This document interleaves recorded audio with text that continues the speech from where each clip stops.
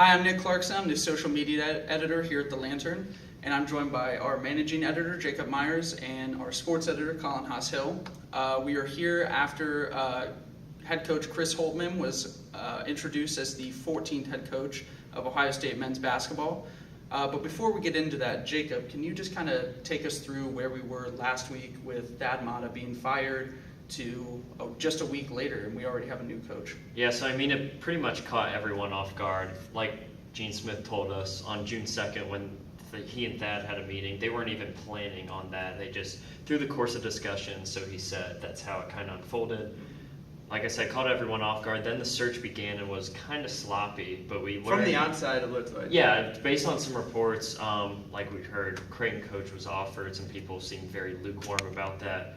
But I think where we are now, most of the fan base, just kind of hearing around, is pretty excited about this hire. I mean, this guy who's pretty much won everywhere and quickly. He went from Gardner-Webb, Butler, Ohio State in 4 years. Kind of says a lot. Mm-hmm. On Saturday, so on Friday, last Friday, it's been a convoluted timeline. Last Friday, they had that conversation, and Thad Matta ended up not being the head coach, and they got started on the search on that Saturday. 2 days later, Ohio State players still thought they had a head coach. Jason Tate said last Monday's press conference, 15 minutes before that, they all talked and they had a team meeting, and that's where they learned that Thad Matta would no longer be the coach. It's been such a crazy, quick timeline, and to me, the timing is sort of weird. Like I've thought that Thad Matta, if you want to fire him, that makes sense to me. If you want to do that after the season, firing him for losing the summer has always seemed weird to me, and going through the search when they did.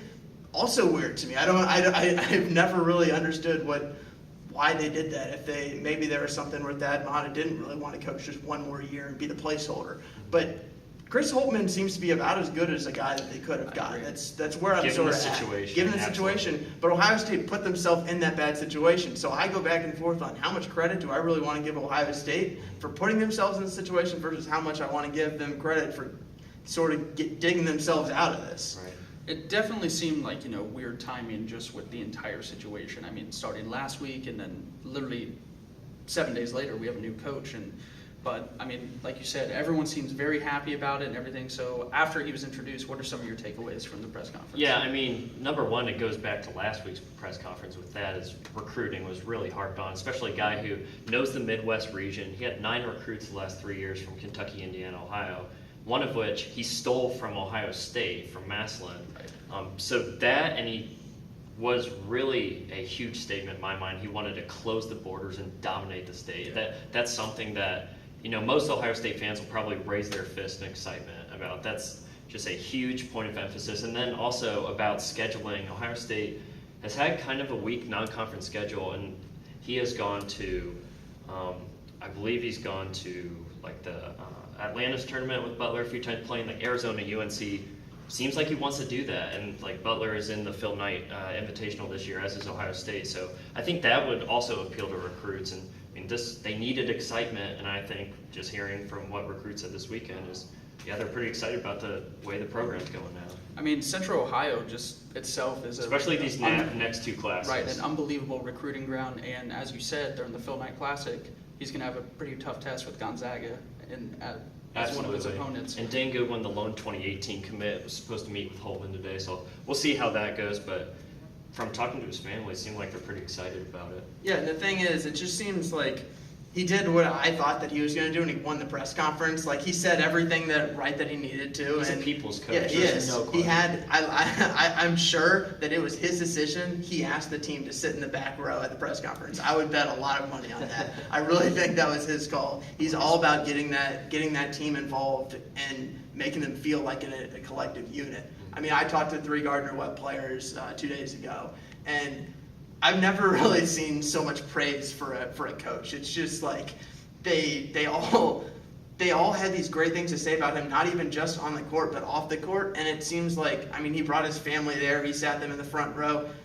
It's not going to be that dissimilar from what it was with Thad Matta to me as a culture fit. Now on the court, I think it'll be fascinating to see the differences, and that's only time will tell. But it's not so much that we learned from the press conference that we didn't already know. Gene Smith sort of said last Monday, he said what he wanted to get in a coach, and Chris Holtmann seems to be as good as they could have got. Yep, and another thing they said is the transition period.